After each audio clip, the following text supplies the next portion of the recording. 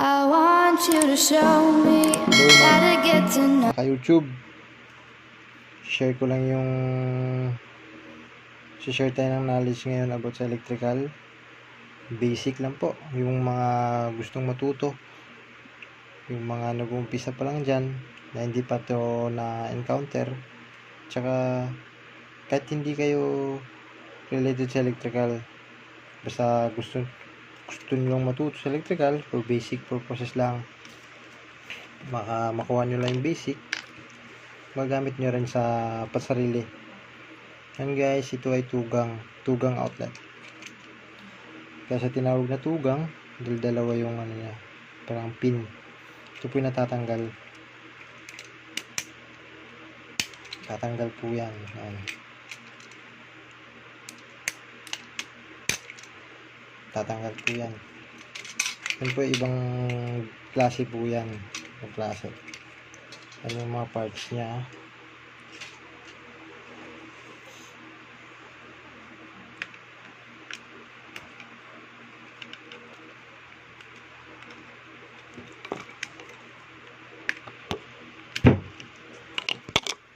Tsaka meron po akong tugang din na outlet. Iba po siyang design din. Tingnan nyo po. Ito ay built-in na po siya, built-in.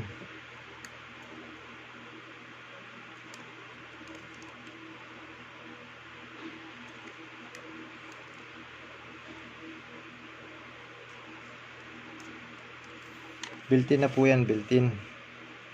Pag binili mo yan, buo na yan siya. Tugang din po ito. Tugang. Itong isang outlet natin, may malaking pagkakaiba nito. Makita nyo po yung kanyang saksakan. Walang harang. Tapos wala din po siyang pang ground. Di ba meron mga meron mga ka-YouTube, di ba merong plug na may ground, tatlo yung pin. Hindi yan siya pwede rito kasi dalawa lang siya. Ito yung mga na wala pang ground. Ano rin to tawag nito, universal din kasi pwede rin siya masaksakan sa bilog, pwede siya sa flat dito. Ano na rin siya, all around, pero yun lang, wala siyang ground. Unlike mo rito, meron siyang ground, pwede siya dun sa tatlong pin, pwede sa flat, pwede sa bilog, tsaka yung medyo naka-triangulo, pwede siya. Kasi ito, mga ka-YouTube, hindi mo na kailangan jumperan nito. Konektado na ito sa isa't isa.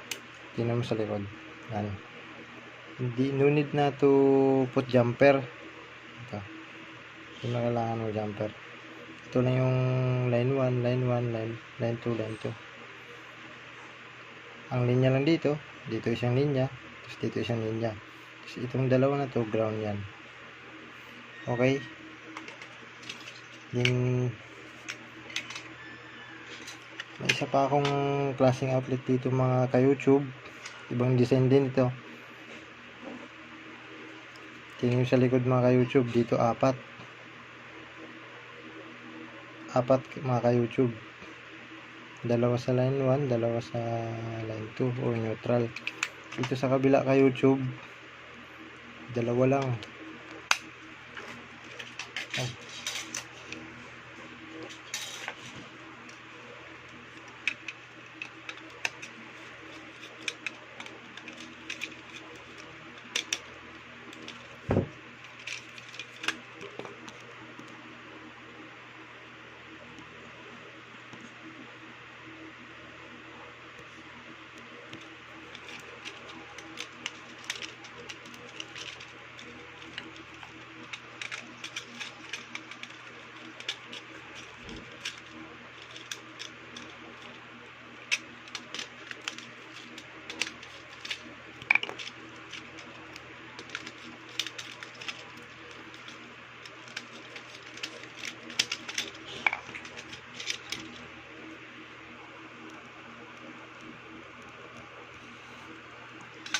Ito kay YouTube, yung isang design ng outlet.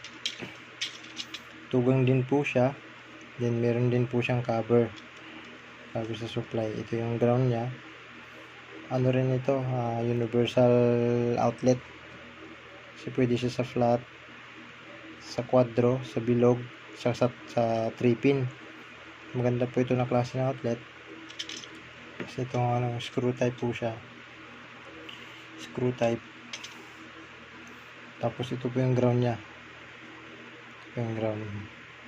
Ito yung line, neutral, line. So, dito muna tayo mga sa YouTube. Dito isa. Ibubuo natin itong isa. Madali lang to ibuo. May nakalagay naman dito kung saan sa dapat. Ganun lang.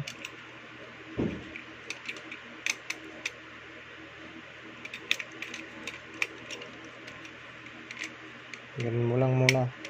Iuna mo yung isa dito sa kabila. Tapos press dito sa likod. Press. Okay na. Okay na yun mga YouTube. So, jumperan na natin. Para makita nyo kung paano ako mag-jumper.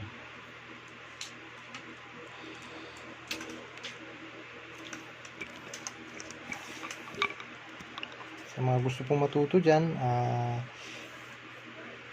yung mga basic po, kagaya nito, pag-jumper, connection po ng outlet. Subscribe nyo lang po yung video na to and click the notification bell para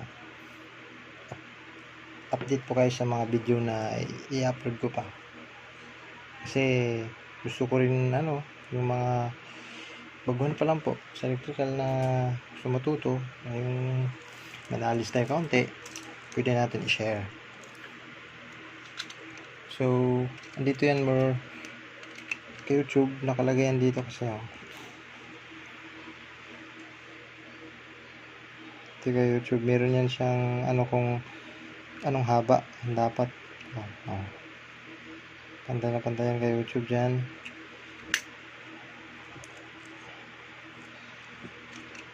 Tapos susukat mo muna yan sa kabilang butas.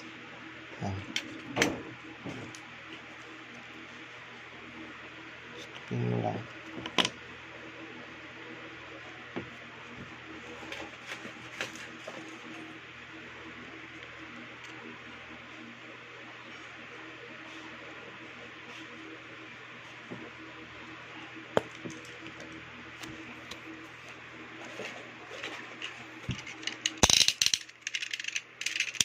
Ingat kayo pag nagbalat. Ito slicer yung gamit ko. Tulis yan, matulis. Kaya ingat sa kahit anong trabaho natin, kailangan tayong safety first.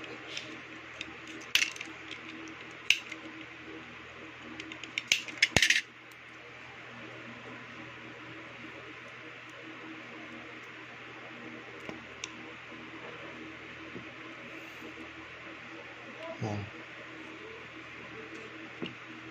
Ito. Hindi po to siya screw type. Pinupush lang po ito. Pag push po ito, kusang kakagat na po yung nasa loob.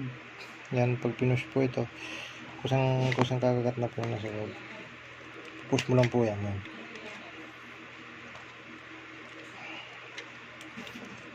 Tandaan lang po pag mag-jumper, dapat wala pong nakalabas na copper.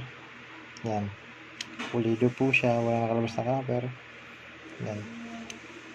Para safety po. Safety yung maganda, malinis. Kaya dyan yung safety po, safety. Yan naman yung natin Lalo pag sa electrical ay delikado pag ang gawa ay para-bara. Kasi buhay ang pinag-usapan dito pag electrical din. Then dito, susukatan din natin. Meron yung anong haba ang dapat.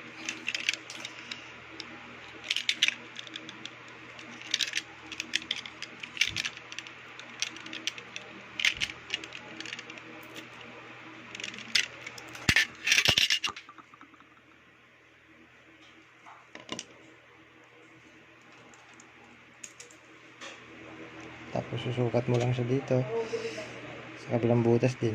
Then tutupuin mo siya ng plies. Okay. Natupi na siya ng plies. Then sukat mo lang siya ng haba. Papantay mo lang siya. gamit yung long nose. Kasi yung price ko ay mapurol yung price ko, baka mapahiya ako, hindi ko maputol, kaya long nose yung nagamit ko. Kasi yung gamit ko mga ka-YouTube, naiwan dun sa site, sa Ayala Mall. Dun yung site namin ngayon sa Ayala Mall. Hindi ko na nabalikan dahil nag-total lockdown, walang masakyan. Doon lang muna yan. So, ito na yung pangalawang jumper natin mga ka-YouTube.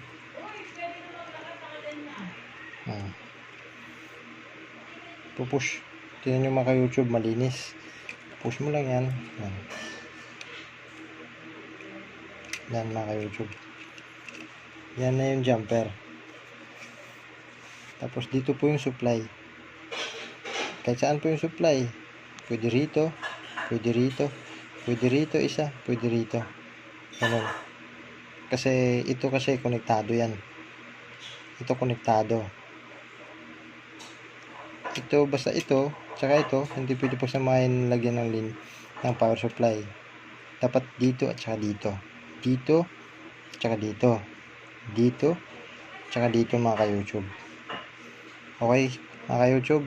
Then, yung isa naman, yung isang klaseng outlet, jumperan natin. Ito. Ibang klase po ito. China made. China made po ito, China made. Pero parang matibay po siya. Built-in na rin po siya. Nung dumating po yun sa namin, company namin, naka-built na po to. Built-in na po to siya. Built-in. Medyo matibay-tibay po siya.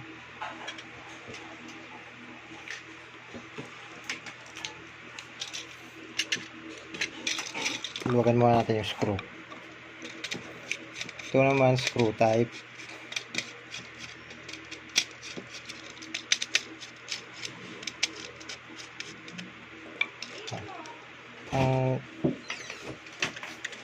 Sarang mo.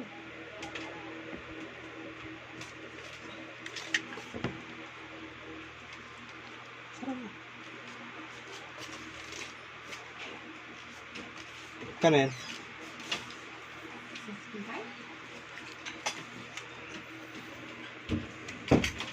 So mga ka-YouTube, ang kaibahan ng outlet na to, paano ka magsukat ng kasi malaki yung butas, pwede mo ipasok yung wire. Kasi yung wire na gamit natin jumper is 3.5 mm or number 12. Number 12 siya. Number 12, 3.5 mm squared. Sukat natin, pwede natin siya ipasok kasi luwagan mo natin. Malaki yung niya. Kahit 0.0 kasya rito eh.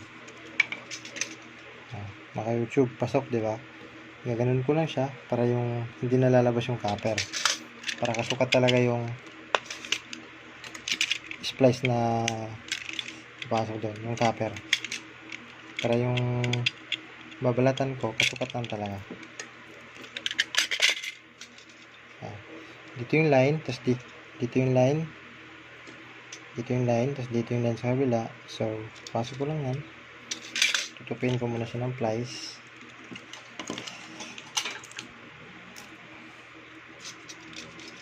Ganun. Dito sa kabila, ganun. Pasok ko lang siya.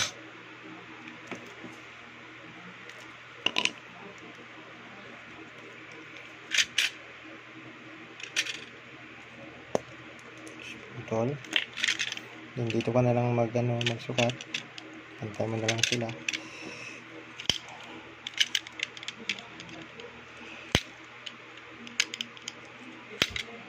Tandaan lang mga ka-YouTube, pag tayo'y gagawa, always na kung may trouble man o gusto nyong kumpunuhin ng mga gamit ninyo sa bahay o sa trabaho man, always naka off muna yung natin, power.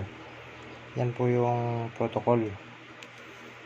Minsan may mga yung mga professional electrician like mga lineman, yan po ay hindi na po minsan po gumagawa sila ng live, pero kaya sa atin Tayo mga nag-umpisa lamang sa nag-umpisa pa lamang sa electrical, so need natin na i-off muna yung off yung breaker, yung power bago tayo gumalaw. Tingnan mo tayo, safety first talaga mas mga ka-YouTube. So ito, tupiin din natin.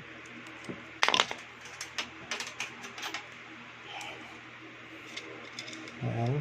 Tapos sukat lang din sa kabila, butas.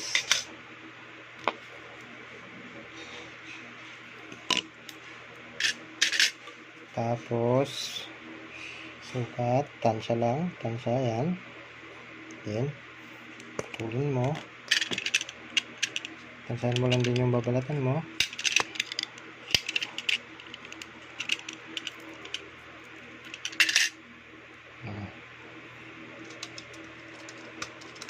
Lagyan na rin din po natin yung ground kasi meron siyang ground meron tayong kulay green.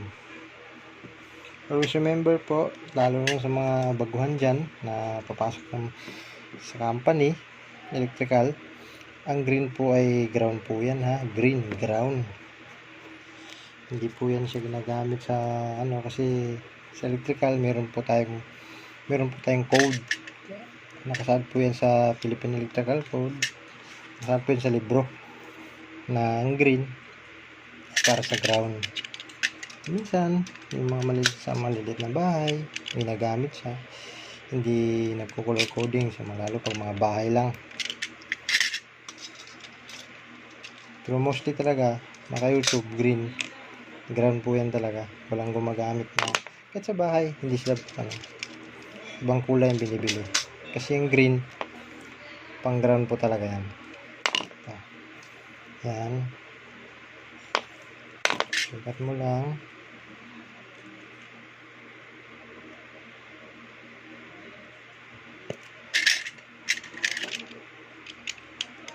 Balat. So ingat po tayo pag tayo po yung magbabalat ng wire, lalo po tatalim po yung natin, slicer natin. So,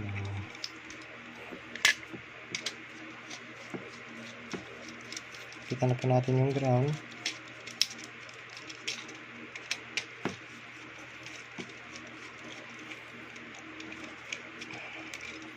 Lagyan po natin siya ng supply. Yung kabila lang muna yung higpit natin mga ka-YouTube, kasi lalagyan na natin siya ng linya.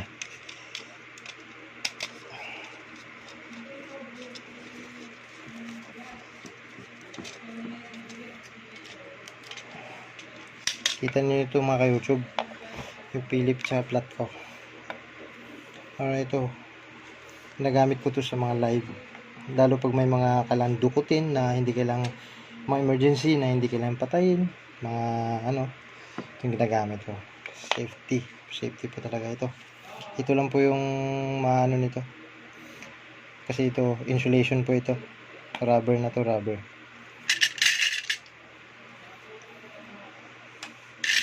Yun, supply natin, lagyan natin ng supply. Kunwari lang na makita lang yung saan nilalagay yung supply. Kunwari nalagyan natin ng supply.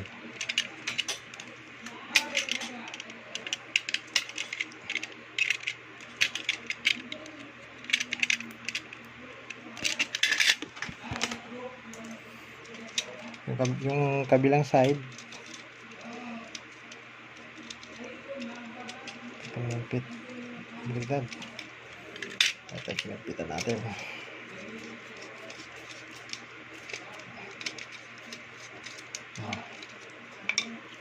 Dito yung isang linya. Tingnan nyo mga YouTube tingnan yung connection natin.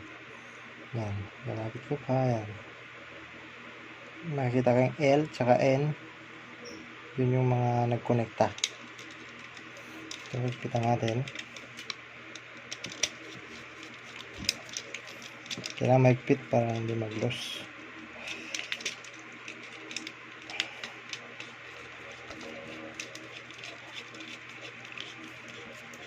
Kasi sa electrical po, electricity, kailangan siya mahigpit. Kasi may tinatawag po tayong loose contact. Maglo-loose contact po yung mga tornilyo na nakakapit sa wire. Then pag mag-loose contact po yun, maaari pong susunugin niya po yung device.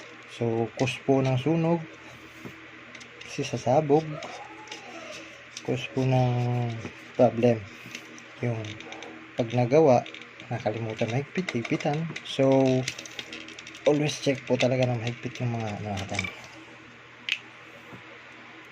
yung mga screw type.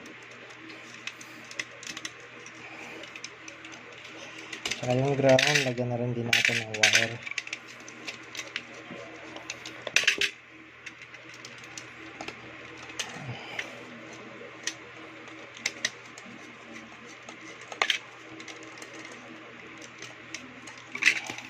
YouTube. Ito na po, tapos na yung ano natin. Yan. Hilahin ko mga YouTube, mahigpit talaga. Yan yung ground nya, yung isang linya, yung line 1 nya, ito yung line 2. Ito yung connection mga YouTube. Sa mga hindi pa nakakalam ng connection ng ano dyan, power, ito po yung bigyan ko po kayo ng kaunting kaalaman na yun lang po yung base lang po sa experience ko po sa natutunan sa pag-aralan na po. Ito yung supply line 1 papunta rito, punta siya rito, kaya ito tinawag na jumper kasi jumper siya papunta sa kabila. Kasi itong line 2 dito rin papunta sa jumper sa kabila. Okay master, kuha mga ka-YouTube. Ito yung ground. Important din po itong ground kasi meron sa sa building, marami silang computer, marami silang mga masisilan na kunting ground lang, kagaya makidlat, lang yun, maaaring ma-interrupt yung computer. So dapat hindi. So napaka-importante yung sa building may mga ground, kasi yung ground papunta yan sa ilalim ng building. Meron niyang rod doon sa ilalim, higupin niya yung siya yung pinakaunang mag-absorb pag may mga ganun. So hindi maapektuhan ng computer, hindi niya sisirain yung mga devices. Saka kung may mga shorted man, hindi basta-basta yung tao nakahawak doon kasi meron siyang ground. Si ground siya unang mapupunta. Okay, tapos punta naman tayo dito sa kabila. Lalagyan din natin siya ng kunwari supply yung saan siya pwede ilagay, tsaka paano siya tanggalin.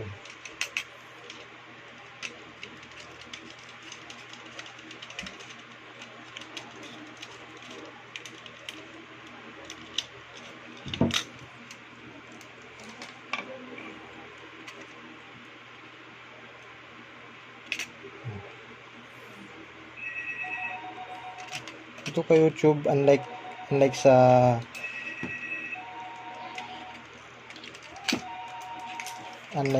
una nating outlet kanina, yung isang outlet na kanina screw type, ito po hindi, push lang. Yan, push mo lang siya.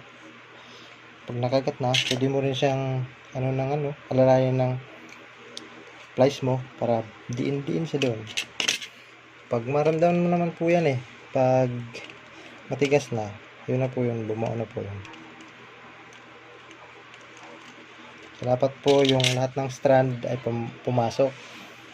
Meron po kasing mga outlet, base na po sa experience ko, ibang ka-electrician natin,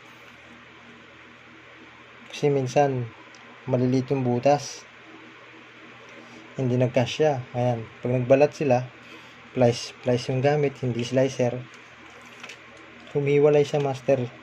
Mga YouTube, humihiwalay, ganyan, humihiwalay. Pag binalik mo yan, na siya, parang bulbul na, siya, parang hindi na siya maganda yung niya. So pag pinasok mo siya dito, minsan yung isang strand tatama, minsan matutupi. Yung ibang electrician niya, pinuputol na lang ito, pinuputol. So which is mali. dapat kung ano yung strand ng wire, yun din po talaga yung papasok doon kasi hihina yung resistance ng ng wire. Yan po. Yan. Yan mga ka-YouTube. Yan yung connection niya. Ito yung linya, line 1, tatagos dito, tatagos. Line 2, dito, tatagos. Okay, sa mga bago dyan, please watch this video kasi alam ko may matutunan kayo dito kasi ako nag-umpisa din ako sa turo. Din nag-actual na. Dun sa actual ako lalong nahasa. So, mas maganda na rin, may knowledge kayo. So, ito kay YouTube. Tsaka ito, paano siya tanggalin? Meron siyang ito. Flat screw lang pong inano nito. I-ano mo lang siya, tutusukin. Tapos, ganun. Ganun lang pagtanggal niya kay YouTube. Ang ano lang nito, hindi lang ako dito dahil minsan pag diniin mo siya, tinanggal mo ito, minsan hindi na bumabalik yun. Minsan naglo-loss na. Nag-stack up na siya doon. Kaya ito ang disadvantage nito. Kaya sa screw type. Yan. Tapos ito namang isang klaseng natin. Connected na siya. Dito yung line 1 niya. Dito yung sa supply. Yun ang hindi siya pwede dito parehas. Kasi sasabog. Kasi dito connected.